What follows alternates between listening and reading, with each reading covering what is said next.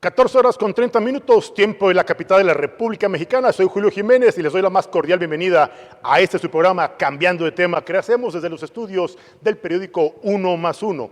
Efectivamente, hoy tendremos un tema muy interesante, una mesa de análisis sobre la implementación precisamente de la gran reforma histórica en materia laboral. Efectivamente, el outsourcing o la subcontratación. Platicaremos con el especialista en materia fiscal, el contador público certificado y maestro en impuestos, Narciso Vargas Alanueva, sobre la publicación de las reglas de carácter general para las empresas que prestan servicios especializados o ejecución de obras especializadas. Platicaremos sobre el tema cabeza de vaca, un conflicto constitucional o un tema de venganza político-electoral. De ello nos platicará el doctor Ricardo Vázquez Contreras sobre este tema de carácter legal.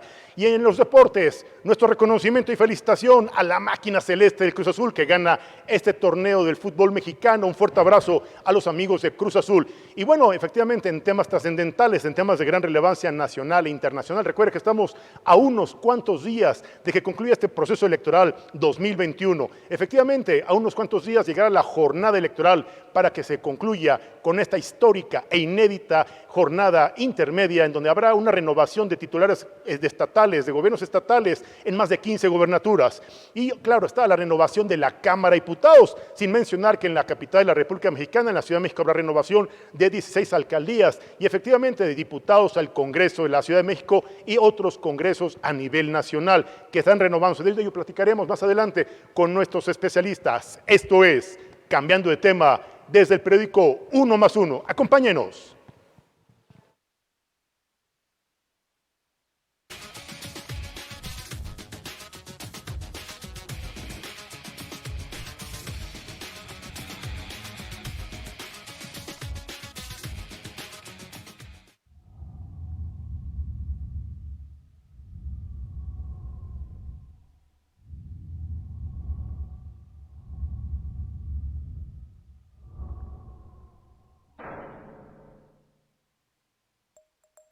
Uno más uno, periodismo crítico y veraz.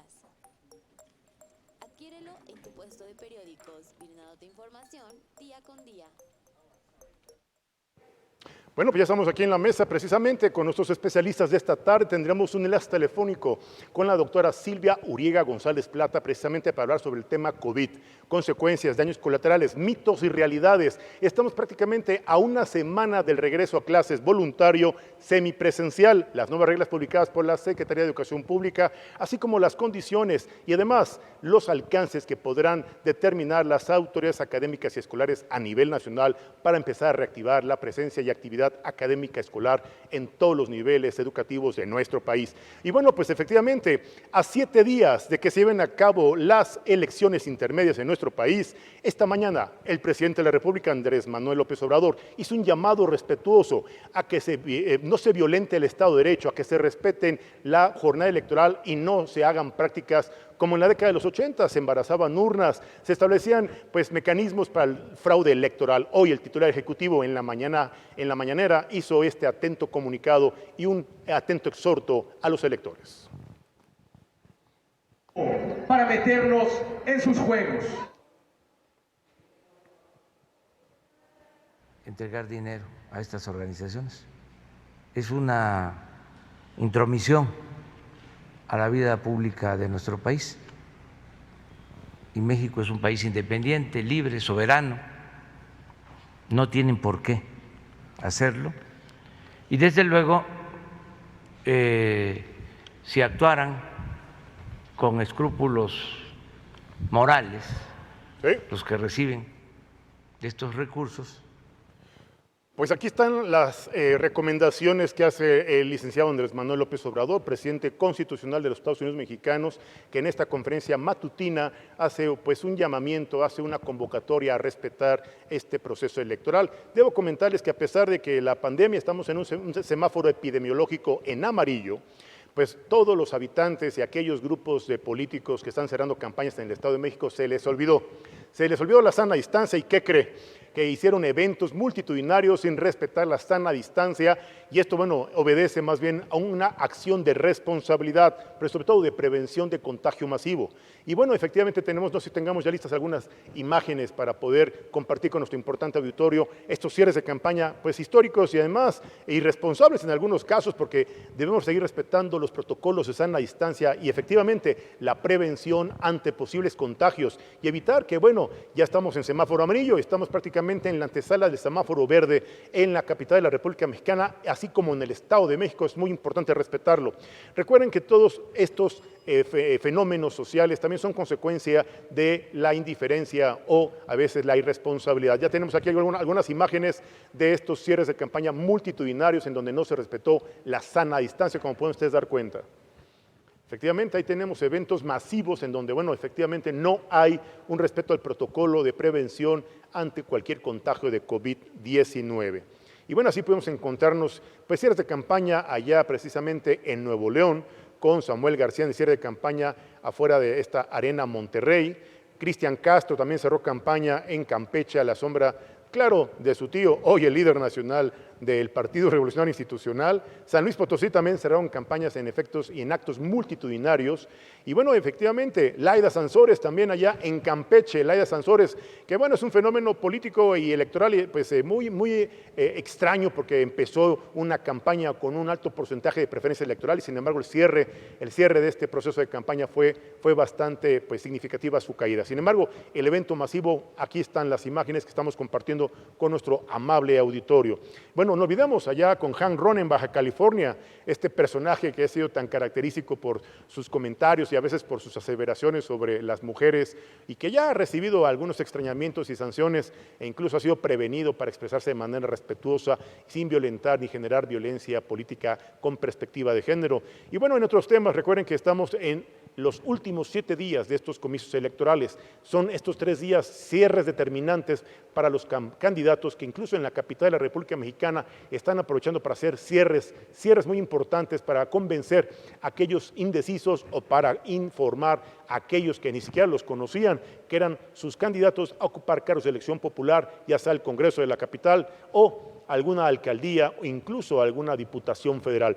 Y bueno, efectivamente ya estamos aquí en este gran inicio de esta fiesta democrática que se llevará a cabo el próximo domingo 6 de junio. Y bueno, aquí quiero compartir con nuestro amable auditorio un tema preocupante y un tema que también nos debería generar conciencia. El fútbol como un escenario deportivo, Bueno, aquí vimos las imágenes, aquí ya nos compartió nuestro gran equipo de colaboradores, gran equipo técnico de 1+1, y aquí quiero hacer una mención. El fútbol mexicano, el día de ayer la gran fiesta deportiva, el Cruz Azul, la máquina celeste, gana este torneo, esta Copa del Fútbol Mexicano a 23 años de distancia de este proceso en donde no había podido llegar, se había quedado con 2 subcampeonatos y bueno, no podía llegar a este campeonato tan añorado y tan deseado. Pero tenemos la nota con nuestro especialista, el ingeniero Raúl Hernández Bermúdez. ¿Cómo estás, Raúl? Buenas tardes, bienvenido. Doctor Julio Jiménez Martínez, ¿cómo estás? Un placer poder estar contigo y con nuestros amigos de 1+1. Buena tarde. Gracias. Ingeniero, ¿qué pasó con el Cruz Azul? Pues bueno, ¿qué pasó? Histórico, ¿no? Súper histórico, y creo que le viene bien al fútbol mexicano este gran triunfo de la máquina celeste del Cruz Azul, que después de 23 años de no conseguirlo, finalmente lo obtiene ayer. Es un día histórico porque se hablaba de muchas cosas, Julio, la malaria, la maldición, 1000 cosas. Y finalmente Cruz Azul, con un trabajo muy responsable de su directiva y el compromiso de los jugadores con una óptica nueva, encuentran la llave para llevarse de punta a talón completamente este torneo Guardianes 2021 y logran conseguir la 9ª estrella para su institución, esta institución de la Noria, del Cruz Azul. Es una gran institución del fútbol mexicano. Esto le hace, reitero, le hace mucho bien al fútbol, porque de los equipos grandes siempre es de lo que estamos agarrándonos para ver las cosas y comprar los parámetros que tenemos en el fútbol. Aquí tenemos las imágenes justamente como en la defensa Santos a un tiro al ángulo vence al arquero Corona, y esto veníamos de un partido en Torreón que había ganado el Cruz Azul 1-0 a mediados de la semana. Llegando a México, bueno, pues Santos se pone adelante y empata en este sistema de juego, El gol de visitante, ¿no? El gol de visitante que cuenta, que había contado y empareja las cosas y el partido queda tablas, por decirlo de esta manera, y Cruz Azul en los minutos siguientes a través del Cabecita Rodríguez en una jugada polémica, como muchas cosas suceden, y no hay que perder de vista que el tema del factor humano siempre tiene que ver. Fíjese, aquí vamos a revisar la jugada completa. Viene un tiro de esquina por la banda derecha de Santos. Cruz Azul saca la bola, desahoga, con un cabezazo larguísimo y luego un filtro. Ahí es donde se dice que si estaba un poco adelantado o no. El jugador que viene detrás, que es el Cabecita Rodríguez, ahí está el gol de la máquina justamente del Cabecita Rodríguez.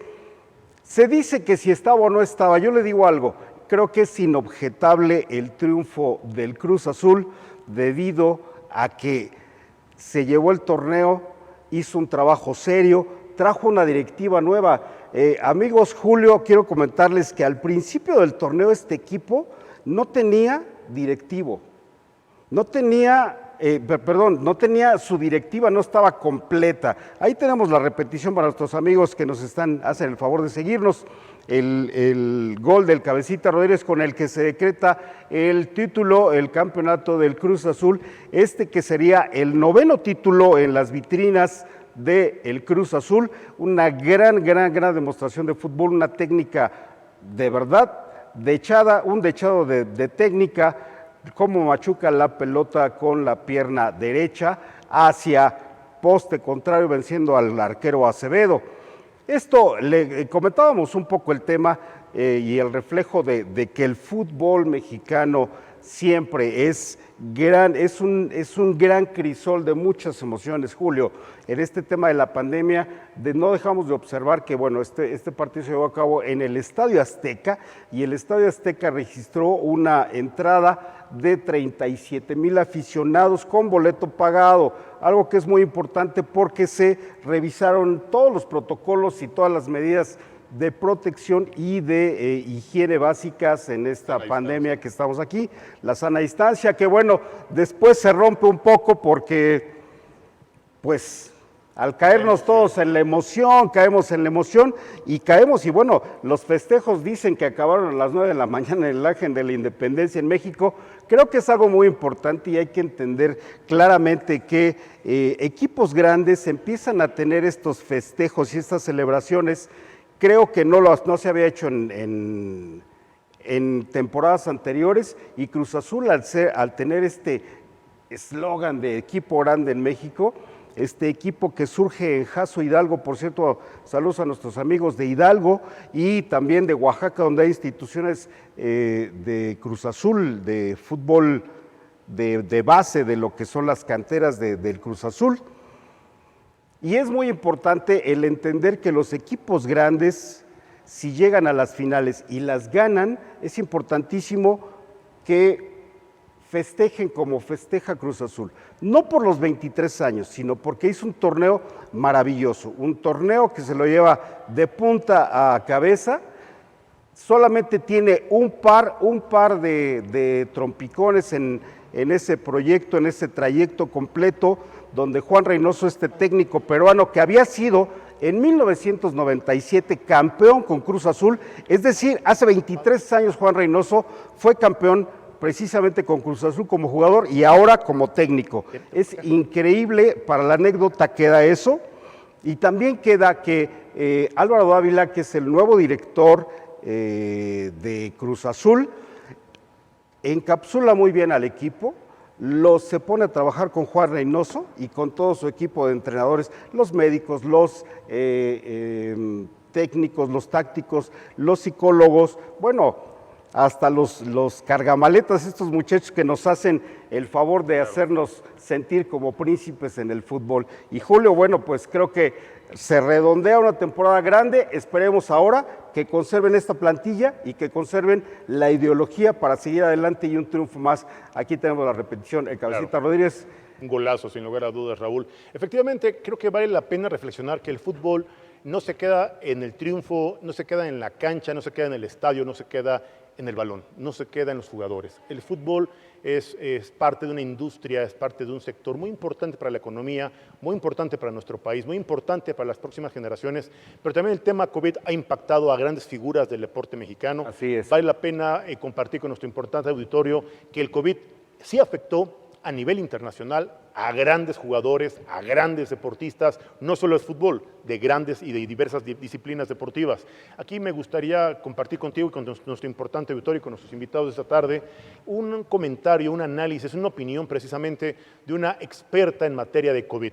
Una doctora que es una mujer que está en el frente de batalla, una mujer valiente, una profesional de la salud, que en estos momentos de COVID y a lo largo de todo el año 2020 ha enfrentado, ha atendido para varios cientos de pacientes que sufren del COVID.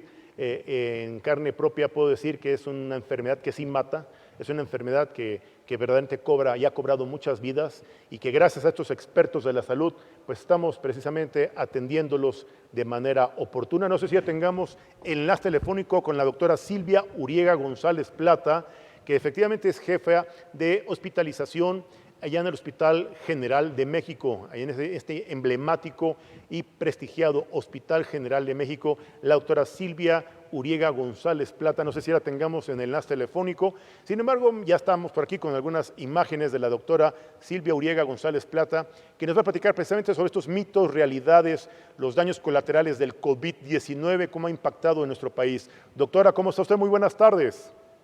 Muy buenas No sé si ya tardes, tengamos el enlace telefónico listo con la doctora Silvia Uriega González Plata, que nos va a platicar precisamente sobre estos daños que ha generado a nivel nacional e internacional, incluso a nivel deportivo, económico y empresarial. El COVID-19 sigue cobrando vidas, sigue causando daños. Las medidas cautelares, las prevenciones en materia de contagio no podemos relajarlas.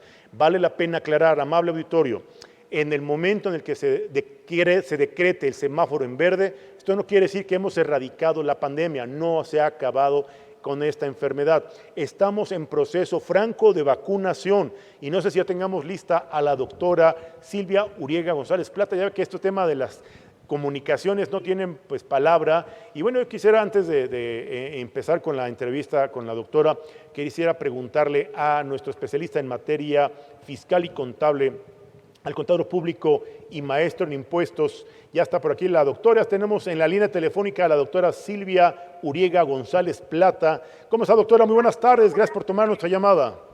Buenas tardes, Julio. ¿Cómo les va? Buenas tardes. Gracias, doctora. Oiga, pues mire, la verdad es que hay mitos, hay varios comentarios en redes sociales, incluso corre información a veces falsa sobre algunos tratamientos preventivos, algunos, no sé, medicamentos milagrosos para la prevención o para curar el COVID-19. ¿Cuál es su opinión desde la trinchera profesional para la atención y prevención del COVID-19 SARS-CoV-2? Pues sí, bien, Julio, como usted lo marca bien, en realidad hay medicamentos establecidos, autorizados, que podemos utilizar, mismos que nos han servido para atender a un sinfín de pacientes y con ellos una adecuada evolución.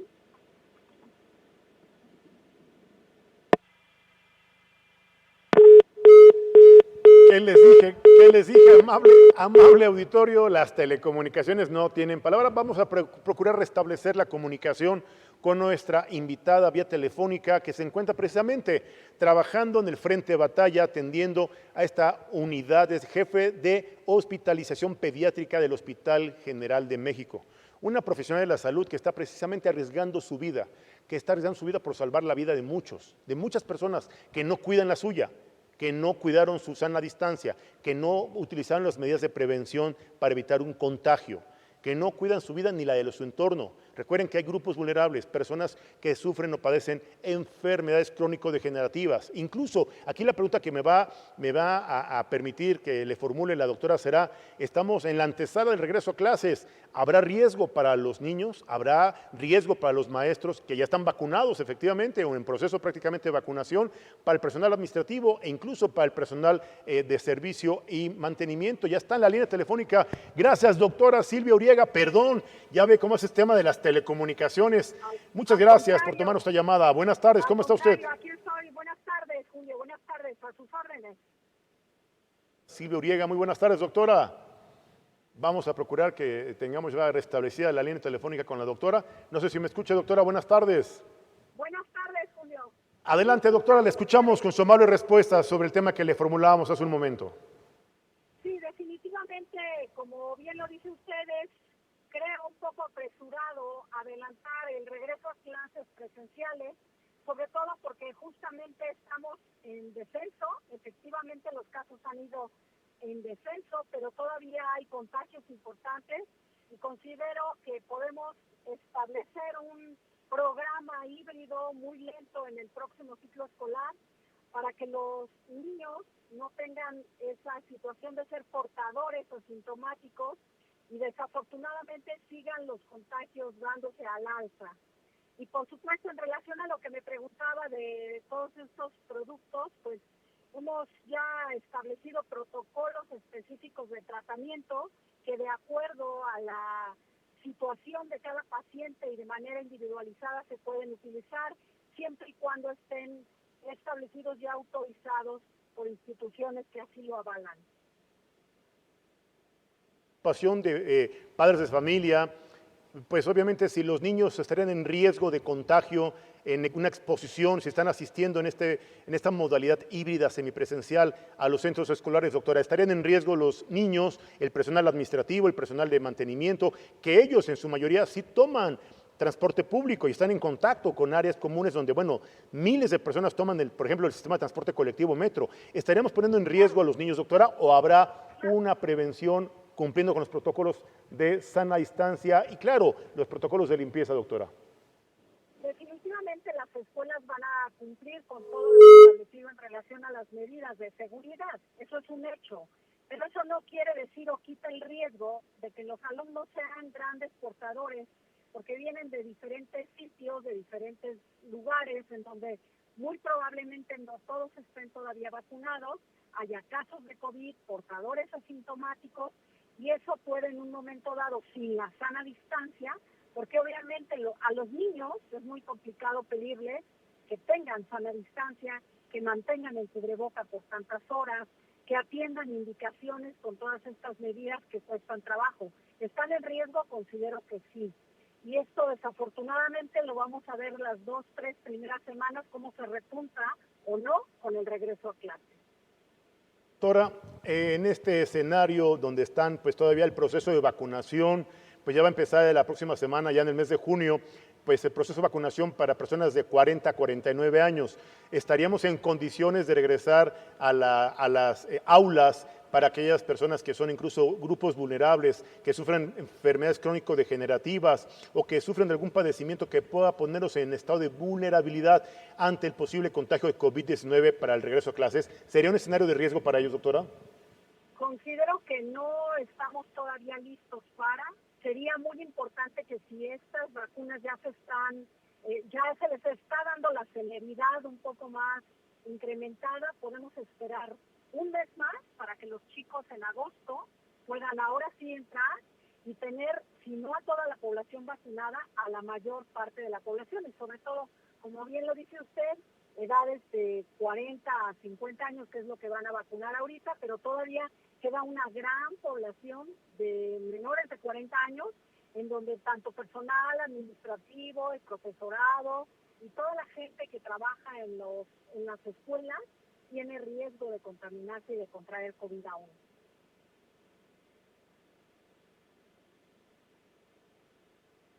Se llevó y se trajo un buen número de información en redes sociales sobre el tema de algunos productos milagro o productos naturistas que podían fortalecer el sistema inmunológico o que incluso podrían prevenir o curar incluso el COVID-19. ¿Es correcto esto, doctora? ¿O nos circunscribimos a los productos que están autorizados por las autoridades de salud de nuestro país, COFEPRIS incluso?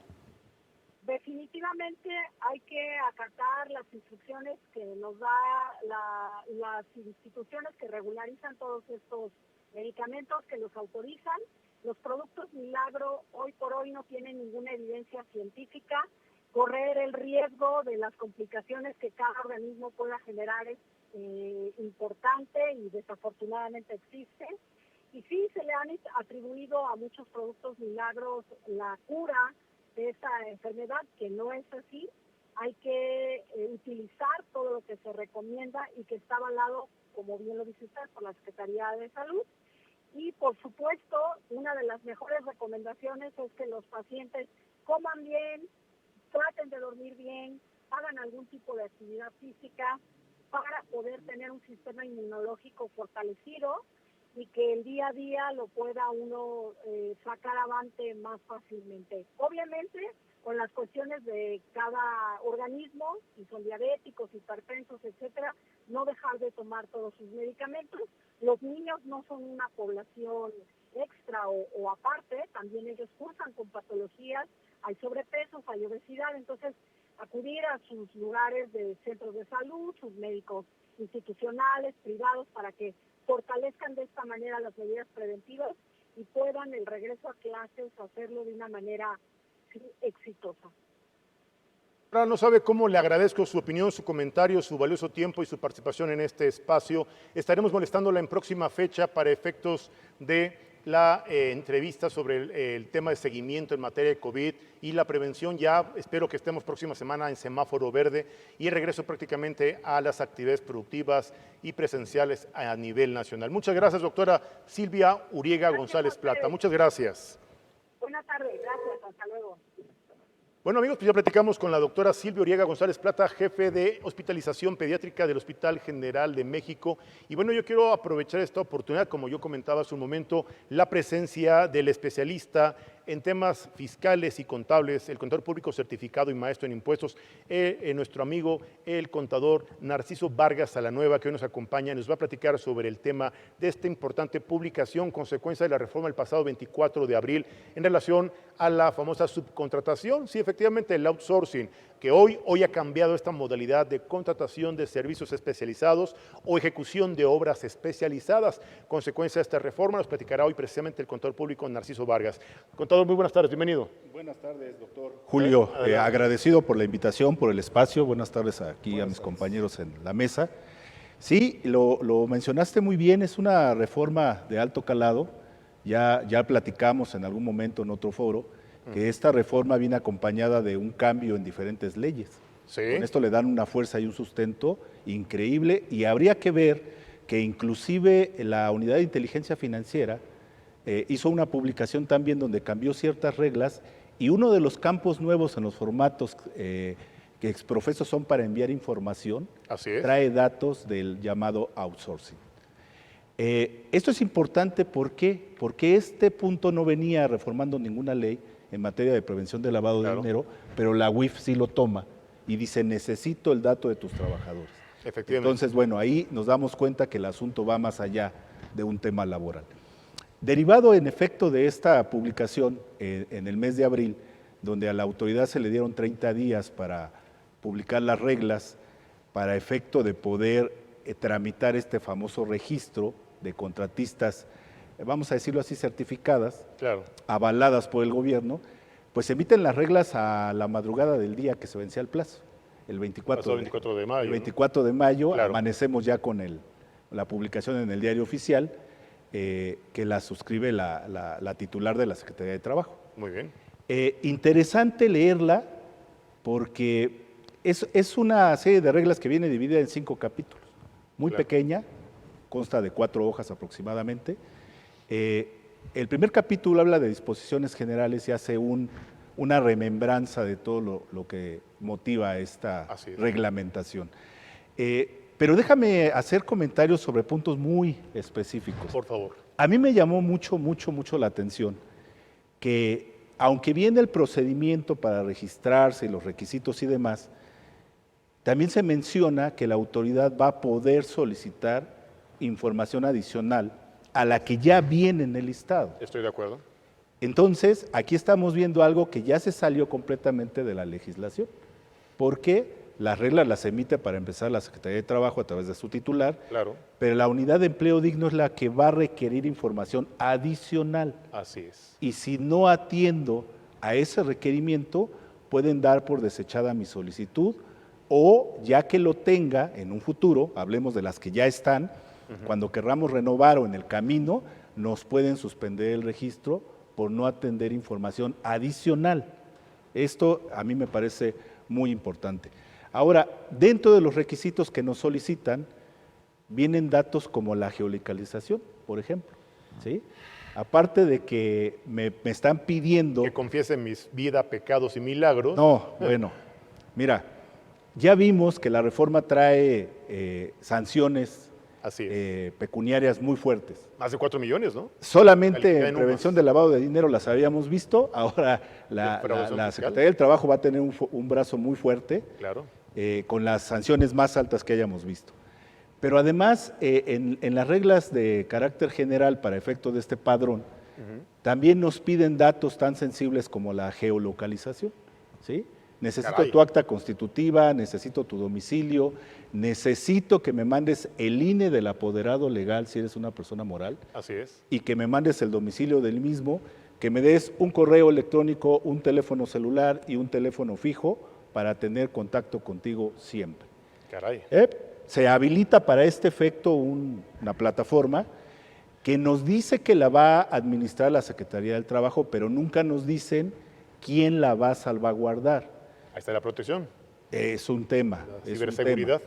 Es un tema y creo que hubiera valido la pena que nos dijeran en dónde se va a albergar esta información por todos los datos sensibles que va a contener. Sí, claro, información corporativa, información confidencial, amable auditorio. Es correcto.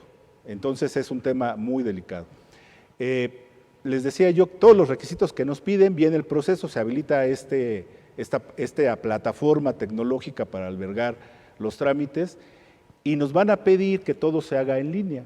Subes tus documentos en formato PDF, la autoridad los recibe, los va a revisar, no solamente en la forma, sino también en el fondo. Claro. ¿Qué quiere decir?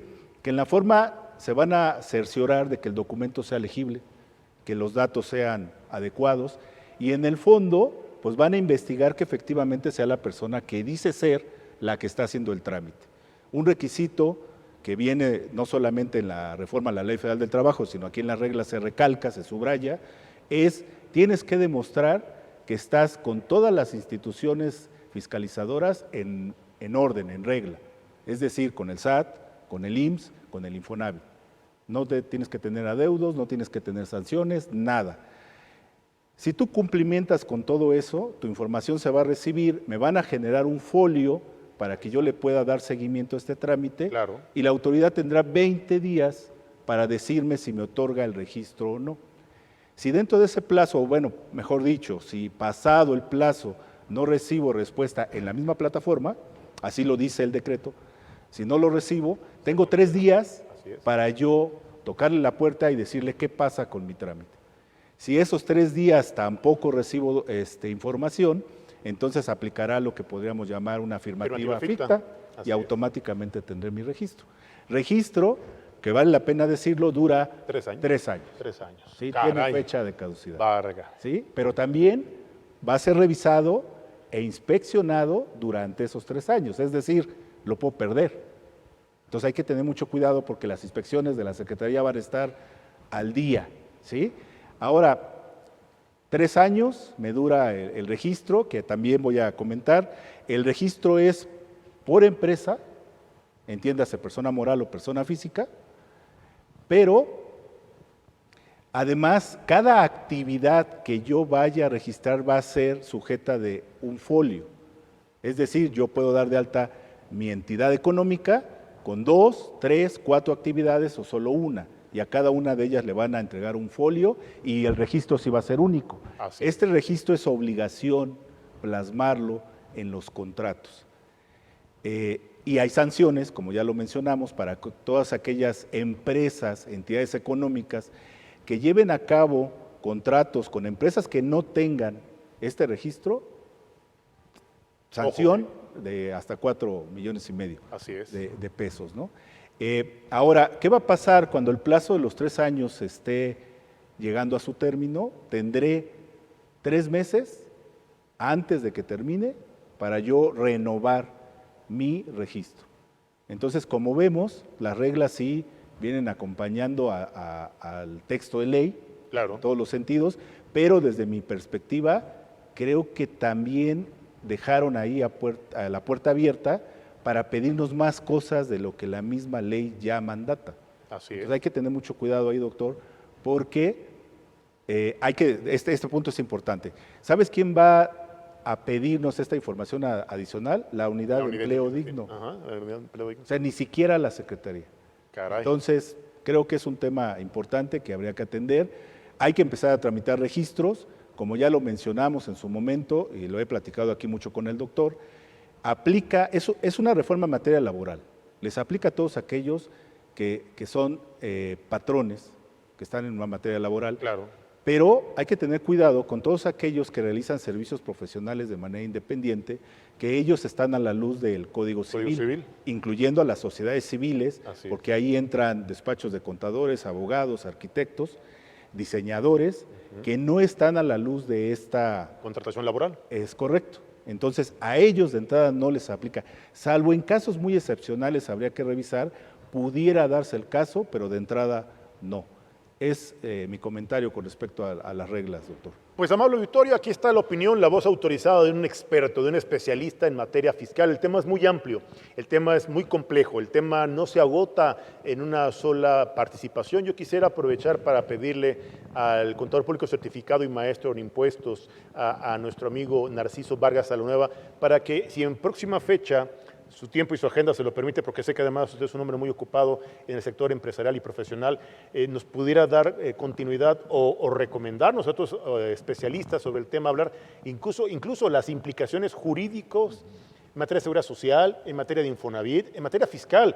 ¿Es correcto que esto ya para efectos fiscales y se entre en vigor a partir del 1 de agosto? ¿Es correcto? Es correcto, y ahí viene acompañando a la reforma con una fuerza contundente. Así es. Si no tienes registro de contrato, mi castigo va a ser que no haga deducible.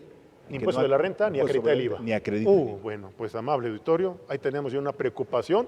¿Queda la tarea? ¿Queda el compromiso? Desde luego que sí, doctor. Con mucho gusto, yo encantado. Hemos comprometido públicamente al contador público certificado y maestro Narciso Vargas Salanueva para que en próxima fecha nos acompañe y siga compartiendo con usted, que siga explicándole con toda claridad, con toda transparencia y con toda amabilidad las implicaciones, las consecuencias y las responsabilidades, claro, además de las, pues yo diría, sanciones penales y económicas que representa el no registrarse en este nuevo padrón, que hoy estamos tan de moda con los empadronamientos en telecomunicaciones y ahora en materia laboral, con este nuevo registro de empresas prestadoras de servicios especializados o ejecución de obras especializadas. ¿Es correcto? Es correcto, esta doctor, así, las dos, exacto, maneja los dos términos. Pues ahí está, amable auditorio, Narciso Vargas Salanueva, experto en materia fiscal.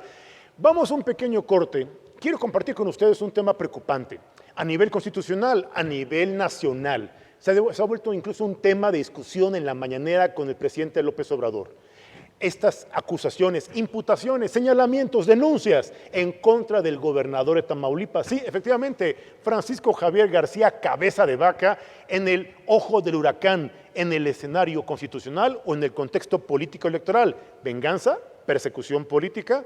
No sé. Vamos a platicar con el experto doctor Ricardo Vázquez Contreras, un experto en materia constitucional, un especialista en temas jurídico-electorales, un hombre que incluso ha participado en los procesos de selección para ser representante ante la Comisión Nacional de los Derechos Humanos, titular de esta Procuraduría precisamente para la atención y prevención de víctimas, esta Fiscalía. Pero bueno, vamos a platicar más adelante con el doctor Ricardo Vázquez Contreras. Vamos con un pequeño material que tiene preparado nuestro gran equipo de 1+1 para ver algunas imágenes, un pequeño recuento de los daños. Recuerde, el gobernador Cabeza de Vaca termina su encargo como gobernador constitucional de Tamaulipas el próximo octubre del año 2022. Estamos a un año, un poquito más de un año, amable auditorio.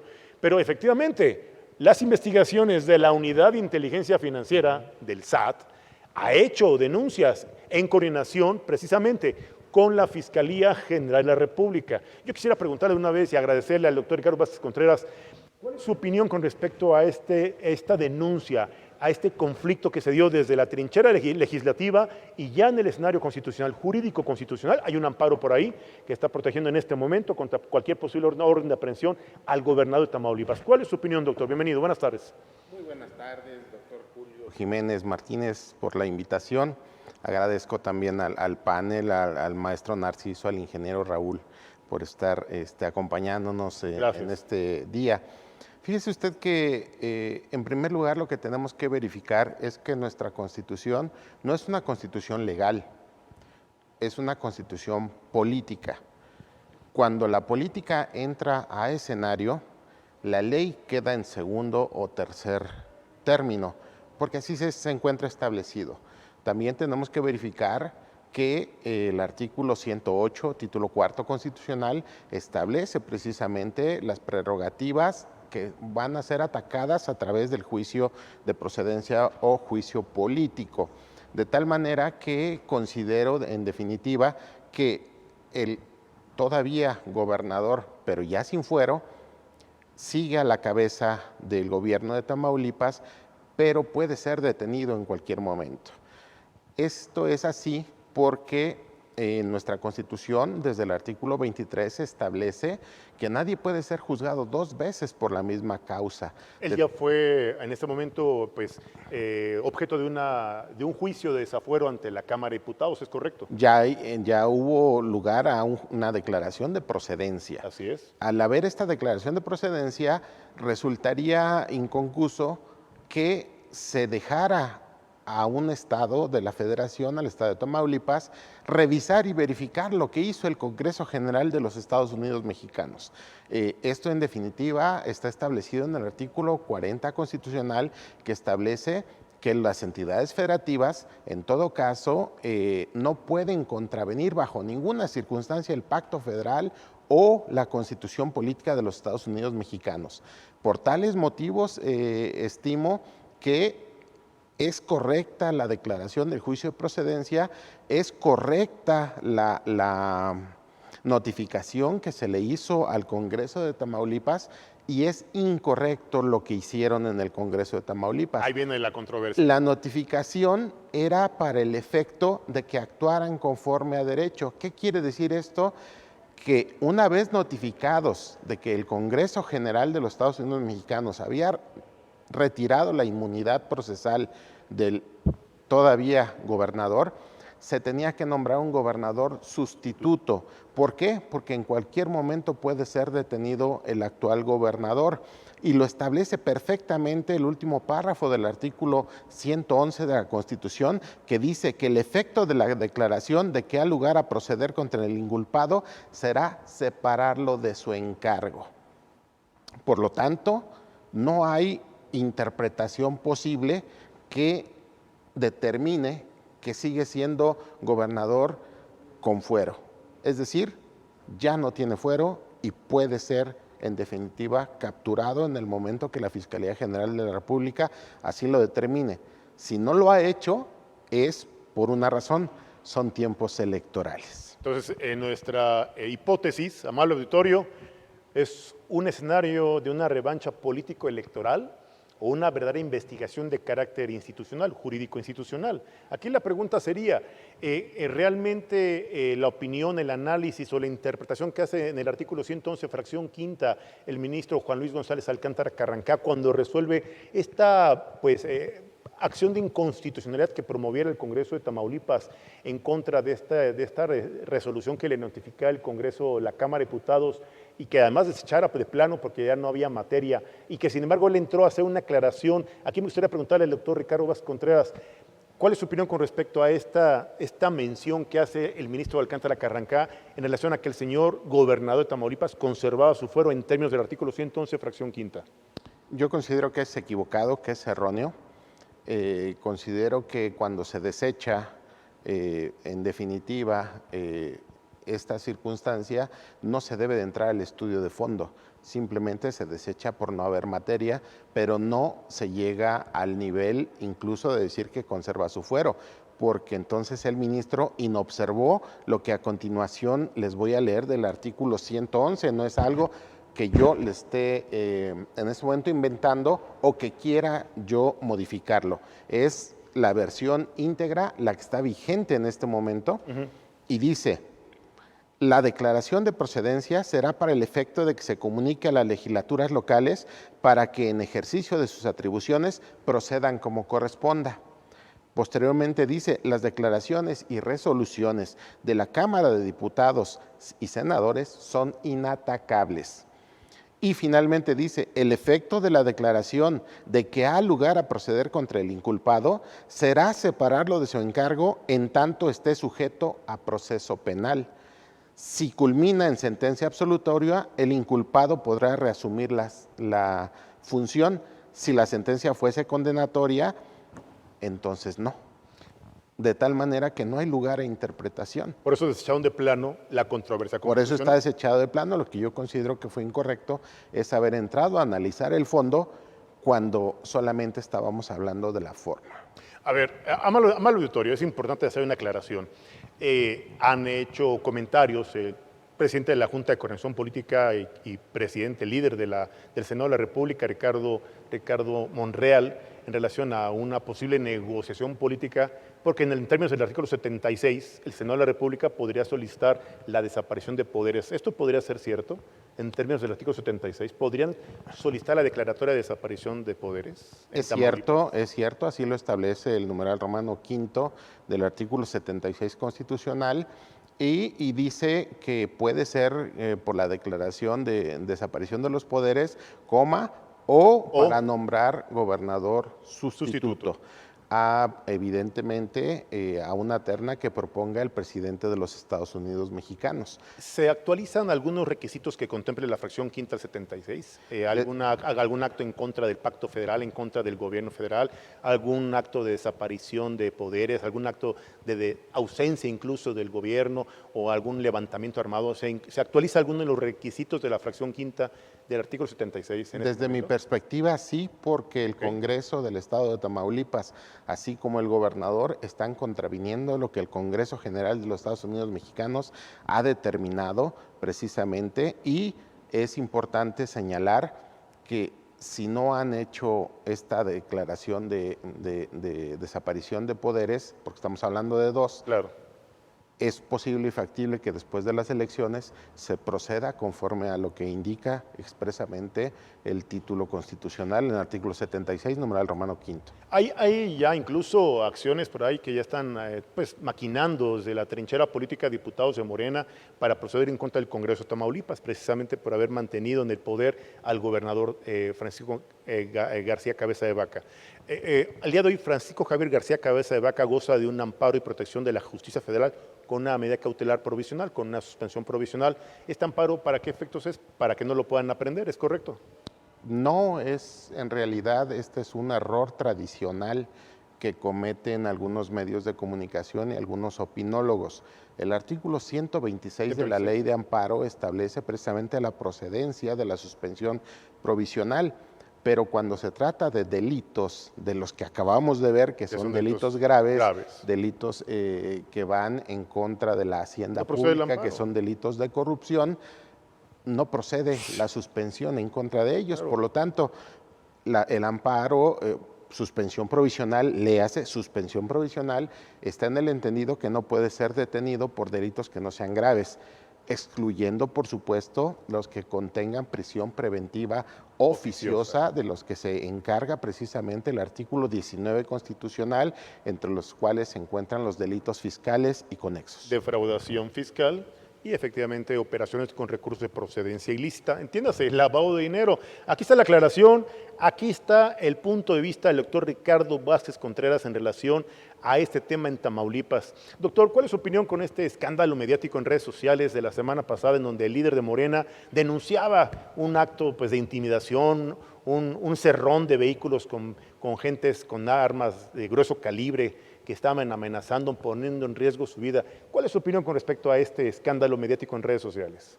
Es política, yo nunca vi las armas de alto calibre y en definitiva la delincuencia organizada no actúa de esa manera. Ahí está. Sin embargo, si él lo dijo, pues deberá de acreditarlo, recordando lo que dice el artículo 130 del Código Nacional de Procedimientos Penales de quién tiene el cargo para acreditar los hechos denunciados.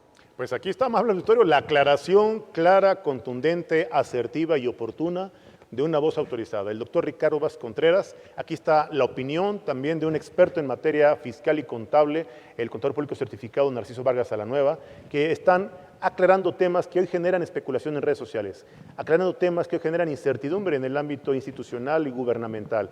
En el marco de este proceso electoral que está en su recta final prácticamente, los escándalos, los montajes de un personaje como el líder de Morena, pues tal parece que son eso, montajes, señalamientos infundados, sin pruebas, sin evidencias. Incluso el video que aparece en redes sociales no desprende de este video imagen alguna donde aparezcan ni personas con armas de fuego, ni algún acto de intimidación o de violencia que pudiera poner en riesgo la vida de los ocupantes de la camioneta que evidentemente iba pues el líder nacional de Morena. Doctor Ricardo Vázquez Contreras, ¿en este momento usted cree que hay un escenario de incertidumbre ante pues, la caída en las preferencias electorales consecuencia de las pésimas decisiones del líder nacional de Morena? Yo creo que hay zozobra, yo creo que hay injerencia inclusive de potencias extranjeras, viniendo por ejemplo de la revista The Economist de Inglaterra, que tradicionalmente es un país que ha invadido en algún momento a casi todos los países hoy vigentes y que en definitiva están interviniendo de manera ilegal e ilegítima porque están solicitando que se vote en contra de determinado proyecto político. El INE no ha sido capaz de determinar o de acreditar que es posible y factible que ellos sean las personas, los organismos adecuados para que la gente tenga confianza.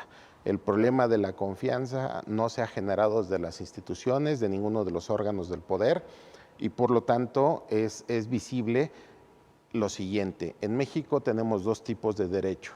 El derecho penal del amigo, que adminicula por supuesto el derecho administrativo, el derecho laboral del enemigo, del que acabamos precisamente de verificar, y esto no es otra cosa más que obedecer lo que países centrales nos obligan a través, por ejemplo, de la Convención de las Naciones Unidas de la Lucha contra la Corrupción, que nos dice tú tienes que tener un tipo penal para operaciones con recursos de procedencia ilícita en esto, tú tienes que tener un tipo penal para en materia laboral en este tipo, tú tienes que tener otro en materia administrativa en este tipo. Es decir, todas estas legislaciones a las cuales nos estamos enfrentando son derecho del enemigo y al ser derecho del enemigo los únicos que pierden son los ciudadanos. Pues aquí está la conclusión, el remate del doctor Ricardo Vázquez Contreras. Efectivamente, estas reformas recientemente en materia de telecomunicaciones, en materia laboral, obedecen precisamente a los acuerdos internacionales, a estos fenómenos de carácter pues, global que están condicionando nuestra economía, nuestro Estado de Derecho, nuestra institucionalidad, nuestra vida jurídico, social, económica y hoy ya laboral, en donde ya estas nuevas disposiciones están en franca pues, imposición, implementación, que están cambiando nuestros usos y costumbres en el ámbito económico, laboral y empresarial. Yo me atreveré a hacer una pregunta porque están en redes sociales muy preocupados, y este es para el contador público Narciso Vargas Salanueva. Contador, le preguntan en redes sociales, recuerda que estamos en todas las redes sociales como 1+1 MX, 1+1 oficial. Contador, nos preguntan, ¿es correcto que al día de hoy las empresas que tenían la figura del outsourcing o de la subcontratación empiecen un proceso de sustitución patronal? ¿Es correcto? Es correcto. Yo diría que hasta necesario. No, ya esta parte la prevé la Ley Federal del Trabajo, pero se la delega al Instituto Mexicano del Seguro Social. Habrá que hacer. Sí, y ya, de hecho, en la página del instituto ya viene la forma en que se va a llevar a cabo el trámite. Tenemos dos opciones, una puede ser en línea y la otra puede ser presencial. Pero ya hay que hacerlo. De hecho, es una de las opciones que se dieron, es reconoce a tus trabajadores. Ahí está. Tramita, si no tienes un registro patronal, tramítalo, reconoce a los trabajadores, reconóceles su antigüedad y, ojo, también tenemos que revalorar nuestra prima de riesgo.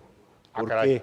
Porque estas empresas que funcionaban como empresas de subcontratación, Sí. tenían permitido tener diferentes primas de riesgo dependiendo la cantidad de trabajadores que tuvieran en diferentes actividades. Claro. ¿Por qué?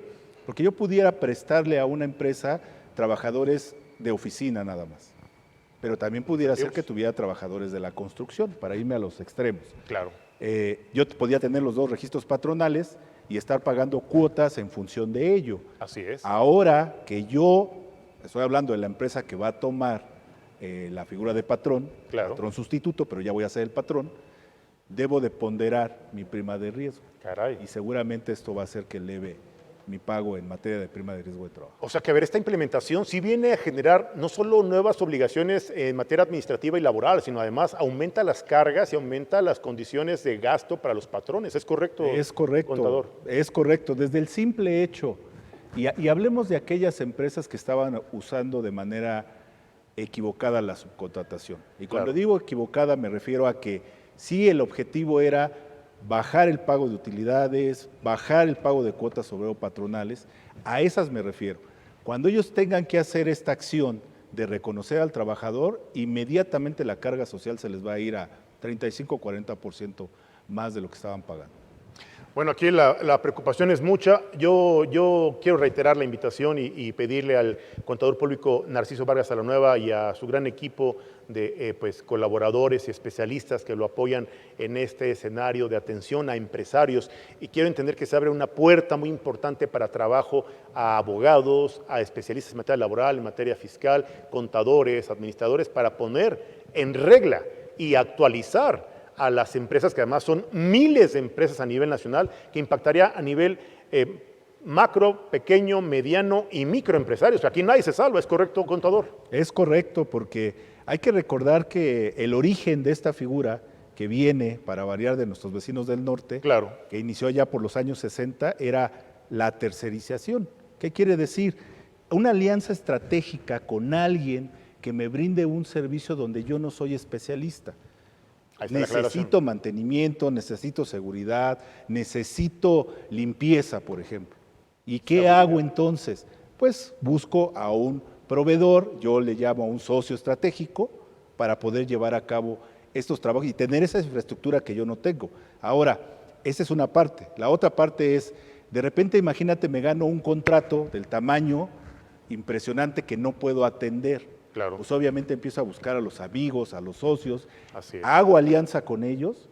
Ese era el verdadero objetivo de la tercerización. Ahora con esto resulta que cada vez que contrate yo un servicio que no tenga que ver con mi objeto, y déjame poner un ejemplo rápido, seguridad en mis instalaciones, esa empresa va a tener que tramitar un registro. Y exhibirme su registro y este registro aparecer en el contrato que Y suscriba con- Ahí está. soportar el trámite de registro, inclusive, así lo dicen las reglas, con certificaciones y capacitación especial. La tengo que demostrar. que verdaderamente sus es. colaboradores prestan un servicio especializado, o ejecutan una obra O ejecutan una obra especializada.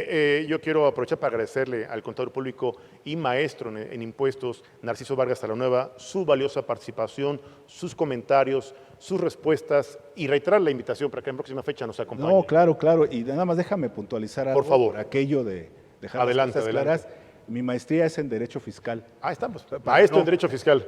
Sí. Maestro en Derecho Fiscal. Aquí hay que ser muy claros y muy puntuales. Muchas gracias, contador. Gracias, Julio. Al Muy contrario, amable. con todo gusto. Muchas gracias. Redes sociales, estamos en todas las redes sociales. Recuerde, 1+1 MX, 1+1 oficial. Quiero agradecerle al doctor Ricardo Vázquez Contreras y también aquí hay preguntas en redes sociales. Doctor, ¿qué pasa el día de hoy con el tema de Cabeza de Vaca, ¿se está sentando un precedente de persecución política o es un verdadero combate a la delincuencia, casos de diputados de Morena que se encierran en hoteles con menores de edad? ¿Qué opina de ese caso que no fue desaforado ni resuelto en la Cámara de Diputados, incluso el mismo día de la sesión en donde se pudo haber dictaminado y sin embargo no se dictaminó? ¿Cuál es su opinión, doctor Ricardo Vázquez Contreras? Ya lo dije hace un momento. En México existe el derecho del amigo y el derecho del enemigo. A mi amigo justicia y gracia, a mi enemigo todo el peso de la ley.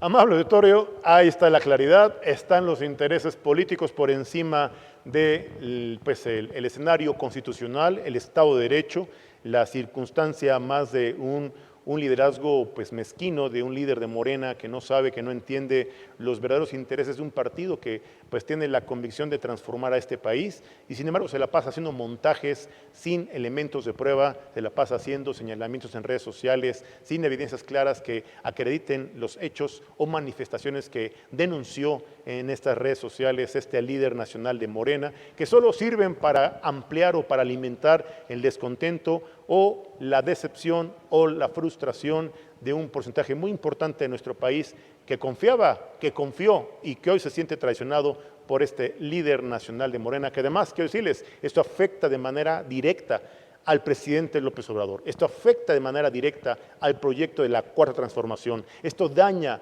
la confianza, daña la credibilidad, efectivamente afecta este gran proyecto de nación que es la Cuarta Transformación del señor presidente Andrés Manuel López Obrador. Gracias, gracias doctor Ricardo Vázquez Contreras. Lo emplazamos para que en próxima fecha platiquemos, después de la jornada electoral del próximo 6 de junio, platiquemos sobre el recuento de los daños, si es que van a hacer algún tipo de judicialización de este proceso electoral. Yo estoy seguro que se va a resolver muchos de estos procesos de elección en los tribunales. ¿Usted qué opina? Opino que la UIF va a tener en la mira un papel a los magistrados de la Sala Superior del Tribunal Electoral del Poder Judicial de la Federación, así como de los compañeros que integran el Pleno del INE. Ahí está la nota, muchachos. Habrá que estar muy atentos sobre lo que pudiera pasar en próximas fechas, sobre estos funcionarios de este organismo constitucional autónomo, el Instituto Nacional Electoral, así como del Tribunal Electoral del Poder Judicial de la Federación. Habrá que estar muy atento de las manifestaciones, las denuncias, incluso la investigación de la Unidad de Inteligencia Financiera del SAT, efectivamente la UIF. Bueno, yo quiero aprovechar para agradecerle al ingeniero Raúl Hernández, que siempre nos apoya en la sección deportiva, y pedirle esta conclusión y reiterar esta felicitación a la máquina celeste del Cruz Azul. Adelante, Raúl. Querido Julio, pues nada más que resumir el tema. Fíjate que estos torneos clasificatorios fueron instituidos hace 57 años en el fútbol mexicano. De esos se han jugado 76 torneos. De esos 76 torneos, Cruz Azul culmina una temporada maravillosa. De cabo a rabo se la llevó con un trabajo serio, con un trabajo fuera de lo que hablábamos muchas cosas, porque se decía que hasta había, no me lo vas a creer, pero nuestros amigos videntes por ahí anduvieron haciendo cosas en la Noria, una cosa maravillosa, pero vino el señor Reynoso, junto con el señor Dávila, hicieron un trabajo serio, trajeron un gran compromiso con los jugadores, que ayer se demuestra. Mucho nerviosismo en el primer tiempo. Santos dominó el primer tiempo, de cabo a rabo se lo llevó, se puso en ventaja, pero Cruz Azul, después de ir al medio tiempo, donde se sanan todas las heridas, se abrazaron nuevamente. Hoy son los muy orgullosos campeones del fútbol mexicano de este torneo Guardianes 2021. Los felicitamos desde esta redacción de su periódico 1+1 y desde su programa, mi Julio. Claro que sí, cambiando de tema, recuerde que estamos en todas las redes sociales en Cambiando de Tema desde el periódico 1+1. Raúl, ¿algo más que desees agregar? Señor, pues solamente hablar el tema de todo esto de la pandemia. Claro. El aforo fue impresionante. Cabe mencionar que se dice que había incluso boletos de 14, 15 mil pesos para aquellos 23 años. No sé si los cruzazulinos tuvieron la posibilidad de guardar su dinero para ver esta final y hacerse campeones. La celebración sigue, bienvenido este gran triunfo para el fútbol mexicano y el entretenimiento que tanto tiene que ver con la buena y con la salud emocional de la sociedad mexicana que hoy está tan deteriorada, mi querido Julio. Así es, Raúl, gracias siempre por tu asertivo comentario, por tu oportuno análisis. Muchas gracias. Yo quiero aprovechar para agradecerle al presidente de 1+1, al doctor Naim Libien Cahué, así como a la directora general de 1+1, doña Karina Rocha Priego, y a todo mi equipo de producción que hace posible que este programa llegue hasta sus hogares, hasta sus teléfonos móviles, hasta sus dispositivos que hoy nos pudieron permitir acompañar este tipo de mesas de análisis y dar a conocer y aclarar algunos temas que generaban especulación, que generaban duda o incluso mentira en las redes sociales. Agradecer especialmente al ingeniero Miguel Zelaya, a la licenciada Tania Acosta, a la maestra Aide Rivera, a mi productor en jefe, que hoy está trabajando a distancia con este apoyo de las tecnologías, Víctor Blázquez de Los Ángeles, que nos está apoyando a distancia. Un fuerte abrazo a todo nuestro gran equipo de colaboradores, a nuestro amigo Raúl, nuestro fotógrafo oficial del periódico 1+1, que también nos apoya con imágenes profesionales de la fotografía, un hombre también reconocido y respetado por ser un gran fotógrafo. Y agradecerle a usted especialmente, agradecerle a usted su preferencia, agradecerle su compañía, agradecerle que siempre nos está apoyando en las redes sociales y a invitarlo para que mañana pueda adquirir el periódico 1+1 y pueda acceder a información confiable, información confirmada, a información que es consecuencia de la opinión de profesionales, de voces autorizadas. Y recuerde, todos los días en punto de las 14:30 horas aquí, en Cambiando de Tema desde el 1+1. Soy Julio Jiménez y los invito para que sigan aquí acompañándonos todos los días en Cambiando de Tema. Gracias y muy buenas tardes. Hasta la próxima.